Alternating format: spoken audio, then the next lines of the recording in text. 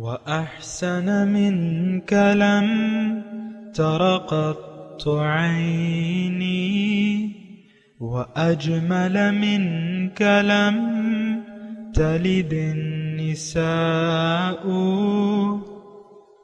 خلقت مبرأ من كل عيب خلقت مبرأ من كل عيب كأنك قد خلقت كما تشاء كتاب أنزلناه إليك مبارك ليدبروا آياته وليتذكر أولو الألباب. یہ کتاب برکت والی ہے جسے ہم نے آپ کی طرف نازل فرمایا ہے تاکہ دانش مند لوگ اس کی آیتوں میں غور و فکر کریں اور نصیحت حاصل کریں. اللہم صلی علی سیدنا محمد وعلی آل سیدنا محمد بعدد کل ذرۃ مئۃ الف الف مرۃ. سامعین کرام، آج جو ہے سورہ بنی اسرائیل کی 16 اور 17 نمبر آیات کا مطالعہ کریں گے. آج کے دو موضوعات ہیں. پہلا اس میں یہ ہے کہ کیا ہمیں اعمال کے نتائج فوری طور پر ملنا شروع ہو جاتے ہیں. دوسرا، کیا آج ہم من حیث القوم اللہ تعالیٰ کے عذاب کا شکار ہیں. اس کے ساتھ ہی سامعین کرام، آئیے آج کے سبق کا آغاز کرتے ہیں. سب سے پہلے گزشتہ سبق کی دہرائی ہوگی. وَكُلَّ إِنسَانٍ أَلْزَمْنَاهُ طَائِرَهُ فِي عُنُقِهِ وَنُخْرِجُ لَهُ يَوْمَ الْقِيَامَةِ كِتَابًا يَلْقَاهُ مَنشُورًا. اور ہم نے ہر انسان کے اعمال کا نوشتہ اس کی گردن میں لٹکا دیا ہے، اور ہم اس کے لیے قیامت کے دن یہ نامہ اعمال نکالیں گے جسے وہ اپنے سامنے کھلا ہوا پائے گا. اقرأ كتابك كفى بنفسك اليوم عليك حسيبا. اس سے کہا جائے گا اپنی کتاب اعمال پڑھ لے، آج تو اپنا حساب جانچنے کے لیے خود ہی کافی ہے. من اهتدى فإنما يهتدي لنفسه ومن ضل فإنما يضل عليها ولا تزر وازرة وزر أخرى وما كنا معذبين حتى نبعث رسولا. جو کوئی راہ ہدایت اختیار کرتا ہے تو وہ اپنے فائدے کے لیے ہدایت پر چلتا ہے، اور جو شخص گمراہ ہوتا ہے تو اس کی گمراہی کا وبال بھی اسی پر ہے، اور کوئی بوجھ اٹھانے والا کسی دوسرے کے گناہوں کا بوجھ نہیں اٹھائے گا، اور ہم ہرگز عذاب دینے والے نہیں ہیں یہاں تک کہ ہم اس قوم میں کسی رسول کو بھیج لیں. سامعین کرام، سورہ بنی اسرائیل آیت نمبر 16. سامعین کرام، سورہ اسرا یعنی معراج کے مضامین سے یہ سورت شروع ہوئی ہے، اور آپ کو میں نے بتایا ہے کہ حضور صلی اللہ علیہ وسلم کی معراج جو ہے وہ ان کی امت کی معراج ہے، یعنی امت کی معراج کا آغاز ہے. لیکن اس کے لیے اللہ تعالیٰ نے اس صورت میں جو قواعد و ضوابط ہیں وہ اللہ تعالیٰ نے بیان کر دی ہیں. میں شروع سے تھوڑا سا اس صورت پہ ایک تھوڑا جائزہ پیش کر رہا ہوں آپ کو. سب سے پہلی جو آیت ہے سامعین اکرام وہ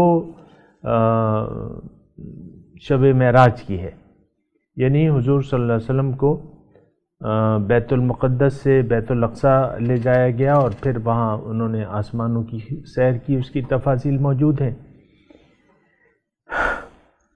بنیادی طور پہ ایک بات یہ نوٹ کر لیں کہ اس میں جیسے کہ میں نے کہا کہ امت کو اس کی معراج کی تیاری کے لیے باتیں بتائی جا رہی ہیں۔ سب سے پہلے جو ہے وہ موسیٰ علیہ السلام کو، موسیٰ علیہ السلام کی مثال دی اللہ تعالیٰ نے کہ میں نے موسیٰ علیہ السلام کو کتاب دی اور اس کو بنی اسرائیل کے لیے ہدایت بنایا، تو ان سے یہ کہا کہ میرے سوا کسی کو کارساز نہ بنانا۔ بنیادی طور پہ تو یہی بات ہے سامعین کرام کہ اللہ تتخذ من دونی وکیلا، اللہ تعالیٰ ہی کو دیکھیں یہ مضامین ہمارے لیے، ایک تو یہ بات نوٹ کر لیں تو کہ اللہ تعالیٰ ہی کو ہم اپنا کارساز اور مددگار اور مقصود و مطلوب بنا لیں، یہ بنیادی بات ہے۔ پھر یہ ہے کہ بنی اسرائیل کے 2 مرتبہ بغاوت کے جو اثرات تھے جو عذاب کی صورت میں آئے، ان کا حال اللہ تعالیٰ نے بیان کیا ہماری عبرت کے لیے کہ تم اگر ہدایت سے رخ موڑو گے تو تم پہ میرے عذاب کے کوڑے برسائے جائیں گے، یہ میرا قانون ہے۔ اور پھر امت محمدیہ کو اللہ تعالیٰ فرما رہے ہیں کہ دیکھو یہ قرآن جو ہے اس کو مضبوطی سے تھام لو، اور کیونکہ یہ وہ راستہ بتاتا ہے جو بالکل سیدھا ہے اور مومنوں کے لیے بشارت ہے، اور جو لوگ اس پر ایمان نہیں لاتے ان کے لیے عذاب کی وعید اللہ تعالیٰ نے دی ہے۔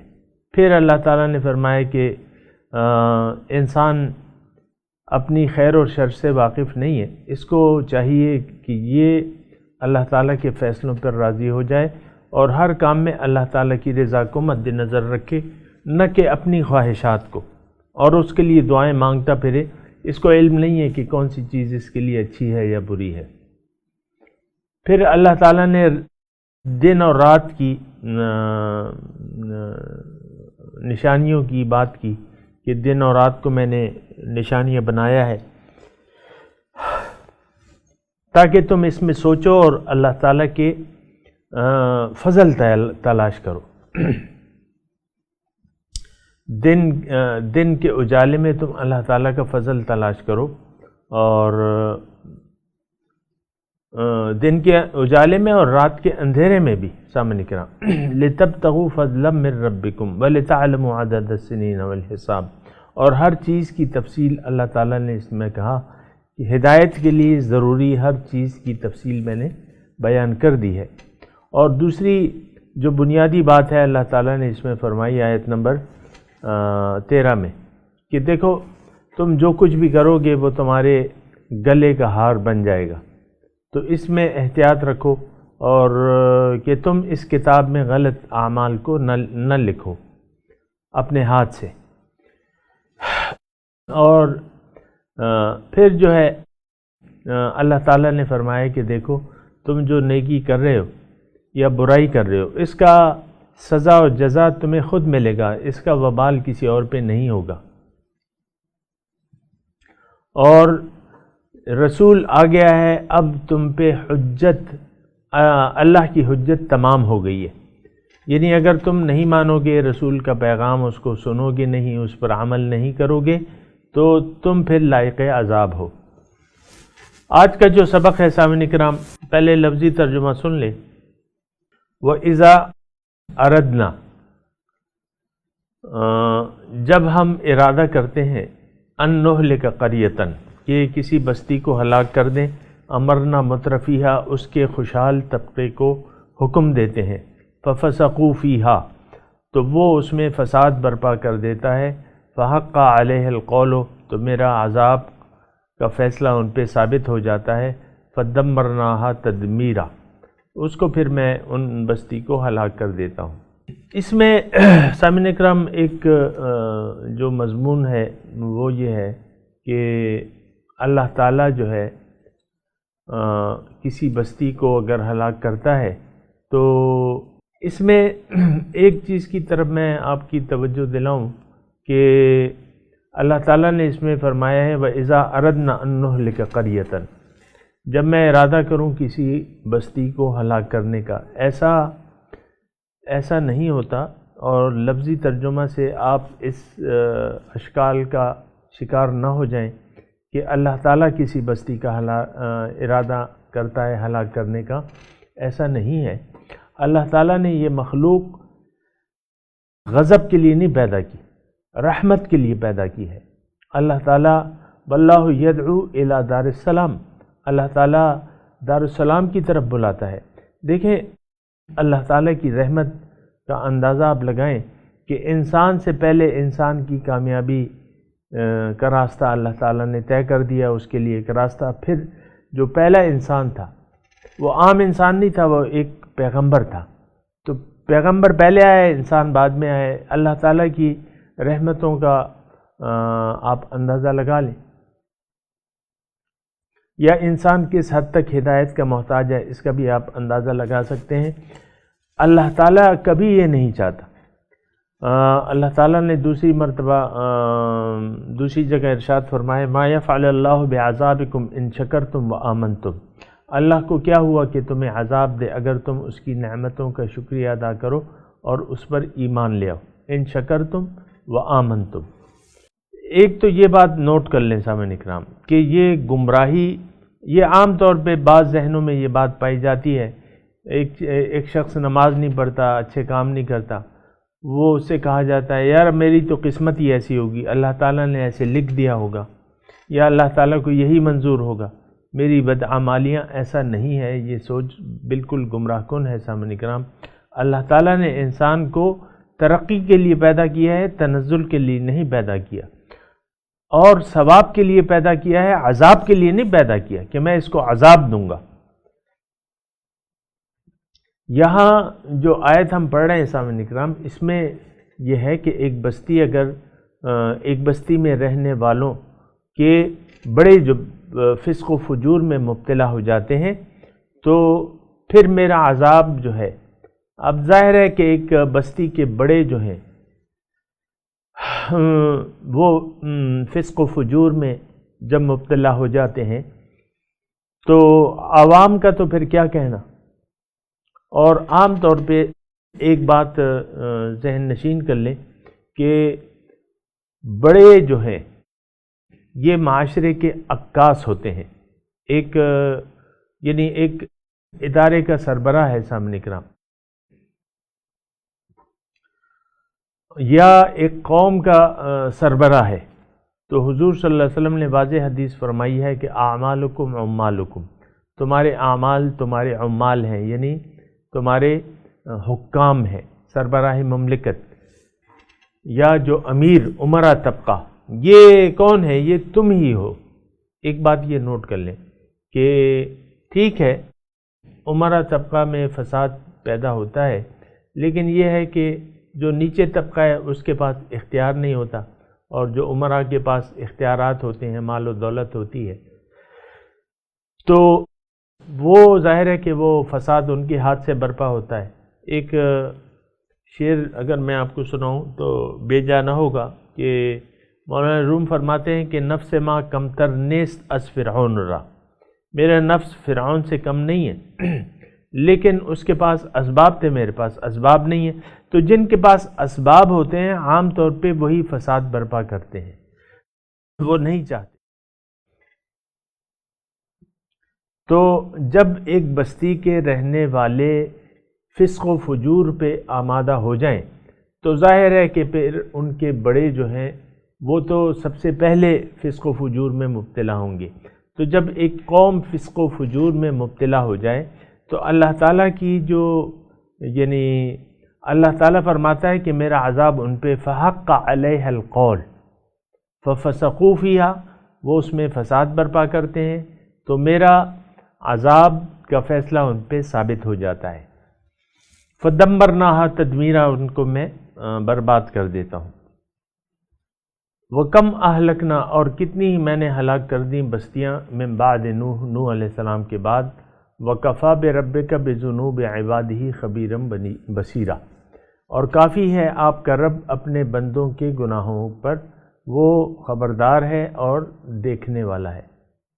اس میں تھوڑا سا اگر آپ غور کریں اس میں تو عذاب کی بات ہو رہی ہے کہ عذاب اس وقت آتا ہے جب باشندے فسق و فجور میں مبتلا ہو جاتے ہیں اور اللہ تعالیٰ کے احکامات کو بھلا دیتے ہیں باوجود ہدایت کے۔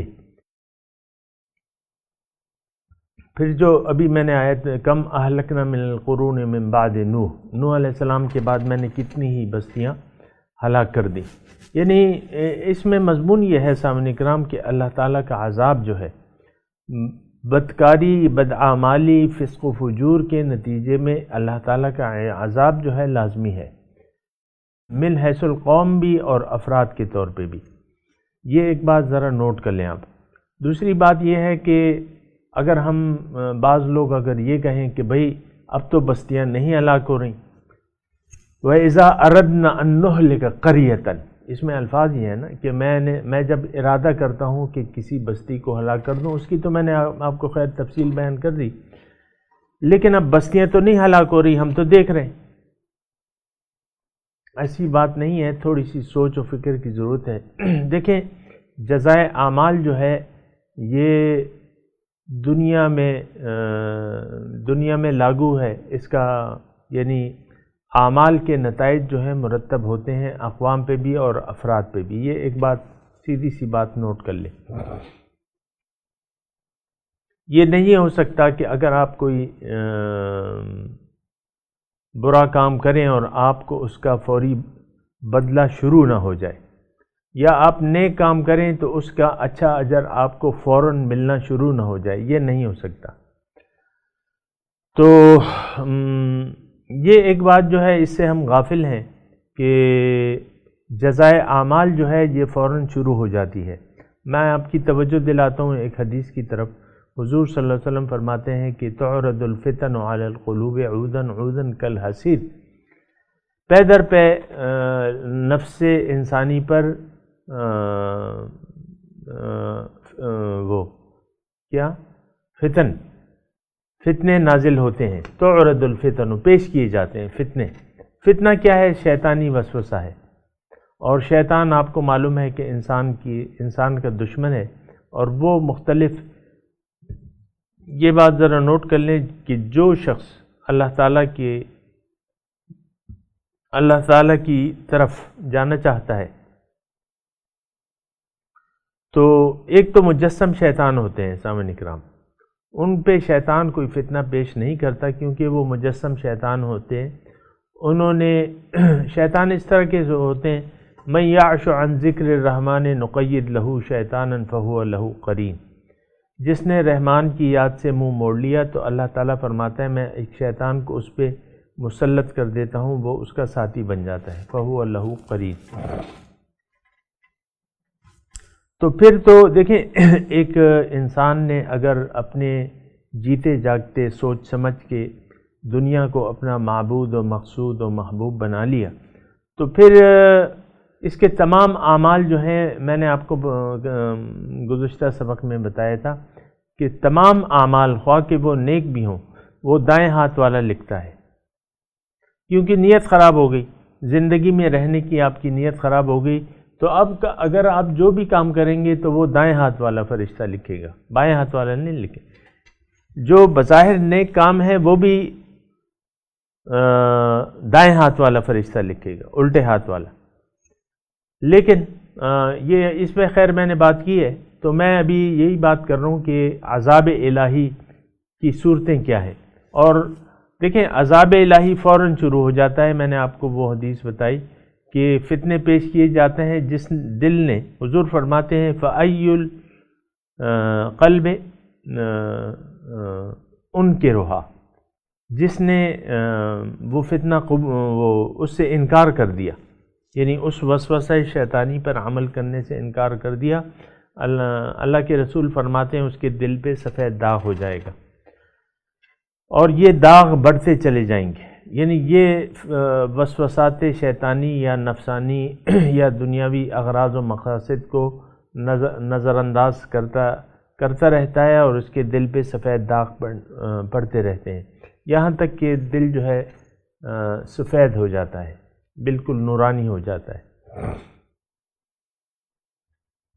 دوسری اس کے برعکس اگر کسی دل نے وہ فتنہ قبول کر لیا،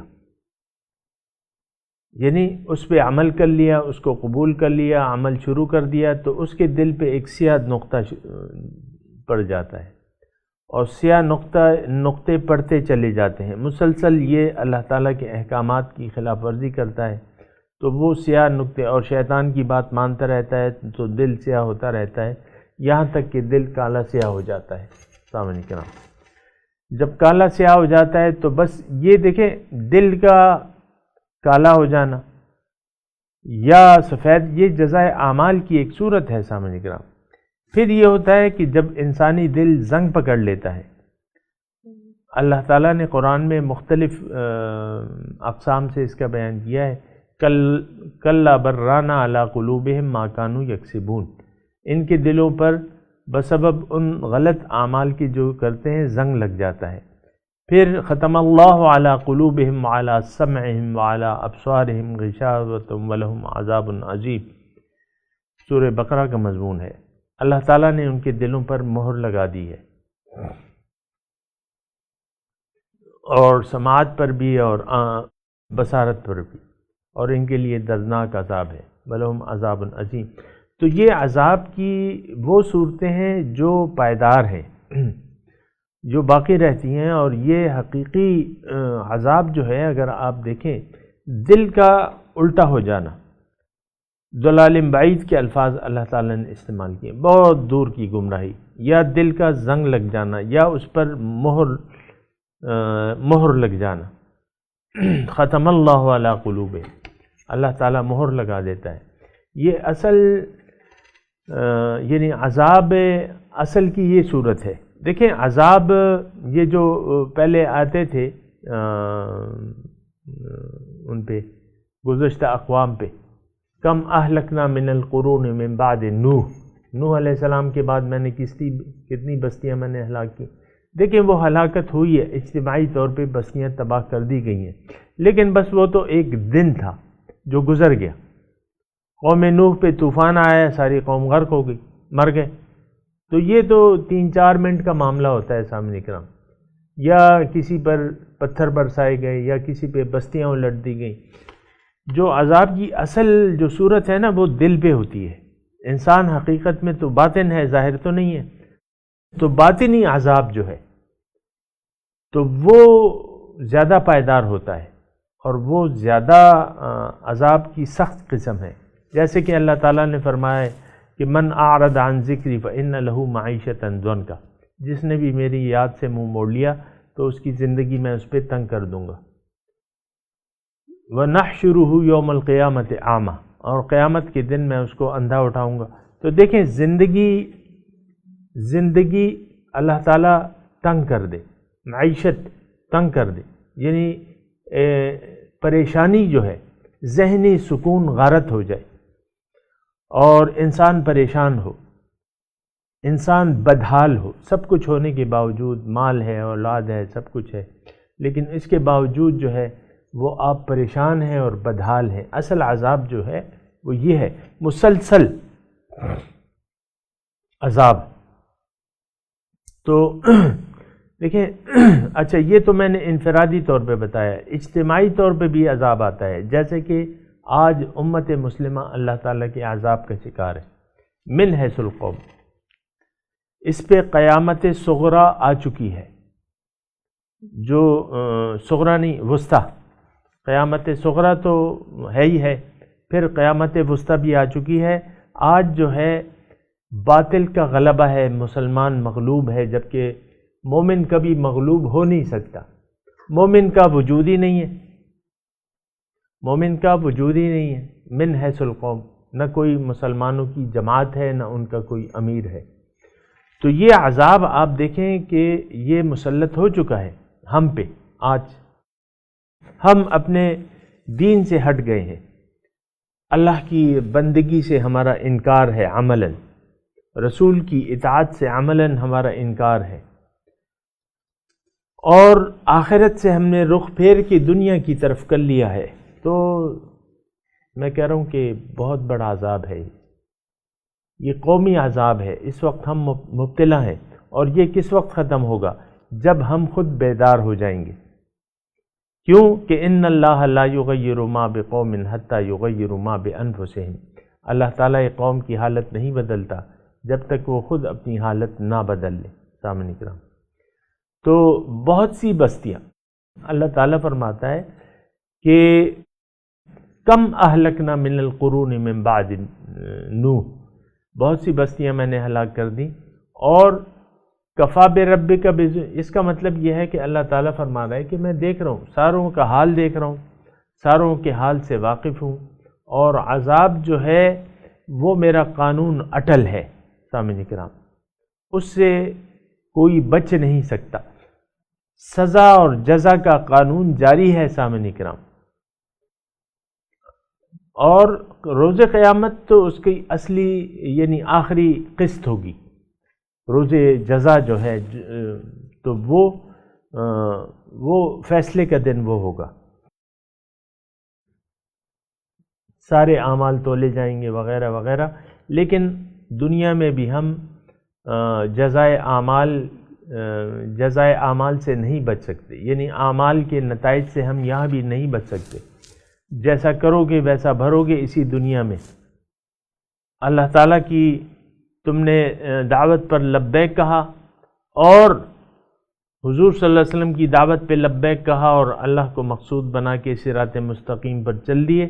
اللہ تعالیٰ کا وعدہ ہے تم سے مدد کا، نصرت کا، تم غالب رہو گے۔ وَأَنْتُمُ الْأَعْلَوْنَ إِن كُنتُم مُؤْمِنِينَ، اگر تم مومن ہو میں تمہاری امداد کروں گا اور تمہیں غالب کر دوں گا۔ لیکن اگر مومن نہیں ہو تو پھر ذلت اور رسوائی، جیسا کہ آج مسلمان کا مقدر بن چکی ہے، یہ تمہارا دیکھیں، بہت سے لوگ کافی لوگ میری بات کو سمجھتے نہیں ہیں کہ بھئی عذاب کا کیا مطلب ہے، کہاں ہے عذاب؟ تو عذاب کی شکلیں ہیں نا، دیکھیں بڑی علامت جو ہے وہ یہ ہے کہ جو گمراہ قوم تھی اور جو مغضوب علیہ قوم تھی، یعنی یہود و نصارہ، وہ آج ہم پہ مسلط ہیں۔ جو اللہ تعالیٰ کے غضب کے مستحق ہو گئے تھے، آج وہ ہم پہ مسلط کر دیے گئے ہیں۔ اللہ تعالیٰ ان کا کوڑا ہے اور ہم پہ وہ برسا رہا ہے، جس طرح مرضی آئے وہ ہم پہ برساتا ہے۔ سامنے کرام، آپ کی جو سلامتی کونسل ہے اس میں کوئی مسلمان، یعنی آپ دیکھیں نا، کفر کا غلبہ ہے۔ روس میرے خیال سے فرانس ہے، اس میں چین ہے، اور روس ہے، امریکہ بہادر ہیں، یہ 4-5 وہ ہیں۔ تو مسلمان کوئی ہے اس میں؟ نہیں۔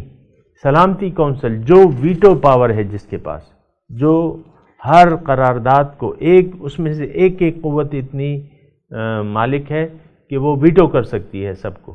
آپ کے پاس تو ویٹو پاور ہی نہیں ہے، حالانکہ ویٹو پاور تو آپ کے پاس ہونی چاہیے، آپ جو چاہیں گے وہ ہونا چاہیے، اللہ کے نظام کو آپ نے غالب کرنا ہے۔ بہرحال یہ ساری باتیں سوچ سمجھ کی ہیں۔ سامعین اکرام، میں تلاوت کرتا ہوں اور آپ صرف ترجمہ سنا دیجیے کیونکہ وقت کم ہے۔ اعوذ باللہ من الشیطان الرجیم۔ وَإِذَا أَرَدْنَا، اور جب ہم ارادہ کرتے ہیں، أَن نُهْلِكَ قَرْيَةً، کہ ہم کسی بستی کو ہلاک کر دیں، امرنا مترفیہا، ہم حکم کرتے ہیں اس کے خوشحال طبقے کو، ففسقوا فیہا، وہ اس میں فسق نافرمانی